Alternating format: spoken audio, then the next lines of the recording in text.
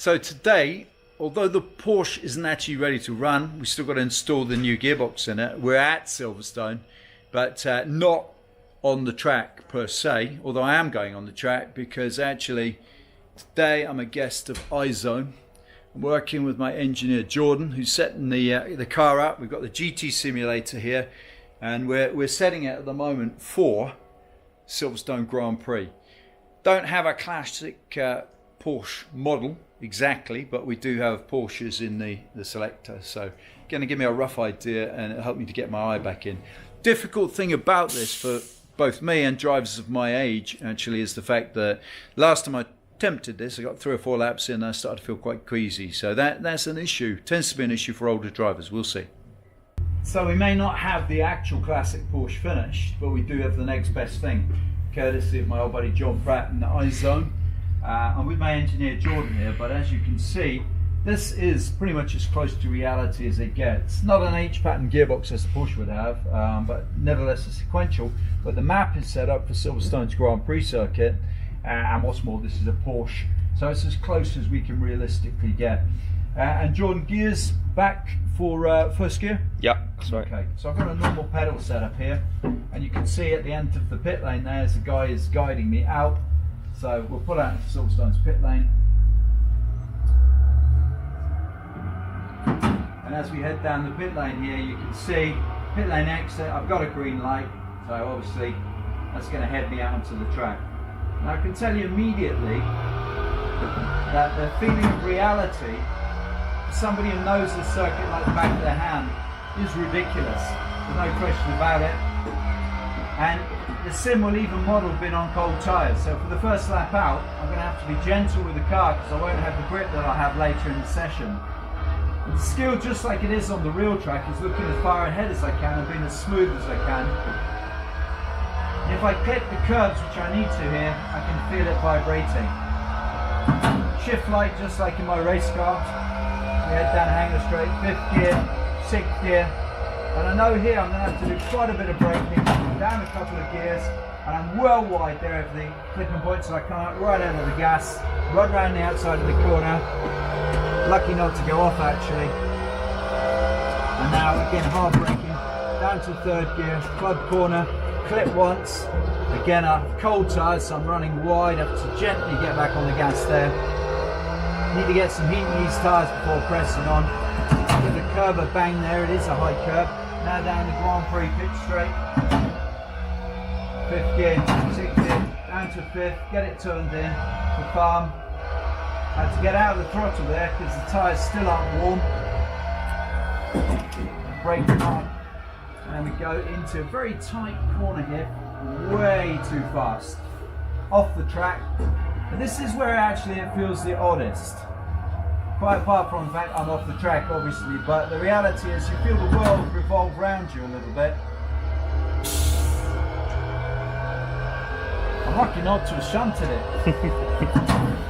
Still don't really have warm tyres.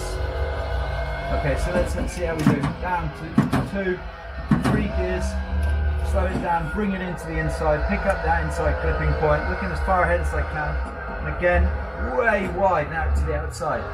Very realistic here because actually the car feels exactly as it would if you got back on the gas too early, which I have done, out onto the curb, approaching woodcut.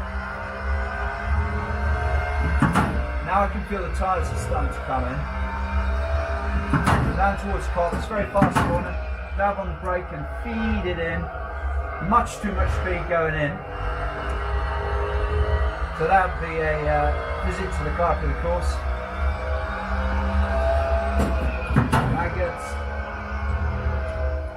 Beckett.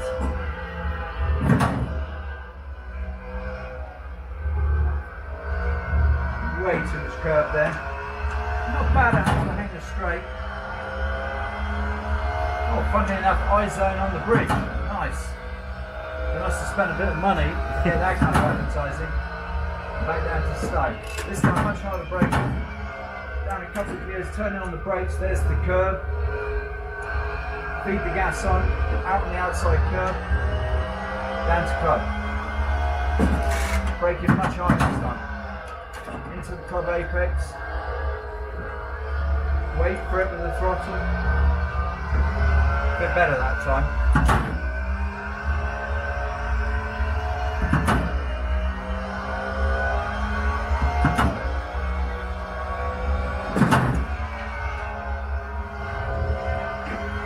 That's better.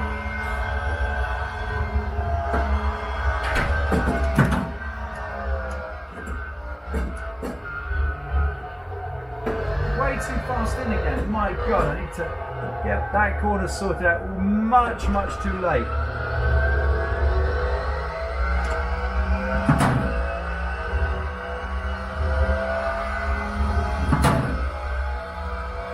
Track limits are a bit of an issue here for me.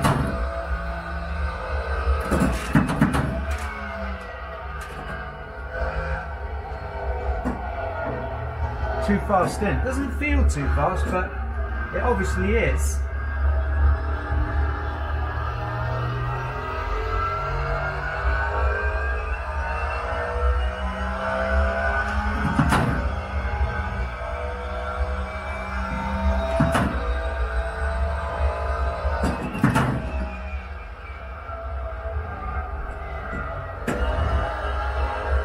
Again, trying to carry too much speed in with the amount of grip the car has.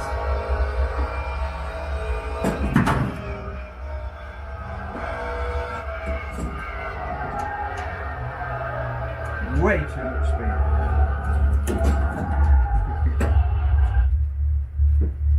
And it all comes to an end. So having spun, I'm going to turn to my engineer Jordan here. Jordan, I'm carrying too much speed in quite often to the corners, but I don't realise it until I'm running out of road on the exit. Is that normal for people on a simulator for the first time? Yeah, so on the sim, it's going to be a bit alien at first because, of course, you know, you don't get the full sense of speed. You don't feel the really, the G-forces in here as you would in a real car. So it just takes some more practice to get more sensitivity through the wheel. And visually you'll kind of get an idea of when you're on the limit a bit more when you use it more often. So yeah, it's normal, completely normal. And the other thing I find more difficult is when we go into a really tight corner, like the corner that leads back onto the National Straight, to just get that sensation of the world rotating around me, which I don't feel when I do it in quite the same way. It's a really tight corner when you do it for real, of course. But I don't get the same feeling of rotation. When I'm in the sim, I get this sort of feeling of the world rotating. Is that also something people experience? Yeah, it's going to be because you're sat very still here just in the seat and the whole screen is moving around you, so you're tricking your brain that you're moving but you're not. So that's why it feels as though you're the whole world's moving around but you're not, you're just sat here. Yeah, that's what it is. I got to tell you, the losing control bit feels totally realistic. First one way, then the other way. The nice thing is I didn't clang into the arm coat. Yeah, good, there's no crash damage on this thing. No, it's cheaper. You got a reset button. It really is incredibly good training. And actually this time I don't feel as queasy as I did the first time, so that's good news. Good. The more you use this, the more you'll get used to it. You'll find. And it's not just old timers like me that come to iZONE, is it, Jordan? Because actually, the name behind iZONE, Andy Prio. We've got Preluxy down here. His son, who of course is racing that Ford Mustang and British GT, and these guys got, it's a serious part of a professional race driver's training now. Yeah, absolutely. So what we do here at iZONE, so we train drivers from all ages. From karting all the way through to cars up to Formula One. So it's basically to make sure that all the core skills are worked on to make sure they're the best they can be. They're analysing each performance they do, making sure they go on track a better driver each time, so that they're always becoming better each time. And that's what we're always striving for here. Making sure their nutrition is good, fitness, all adds up. Trying to find as many gains as we can. To give them the best chance, really. Awesome. So yeah.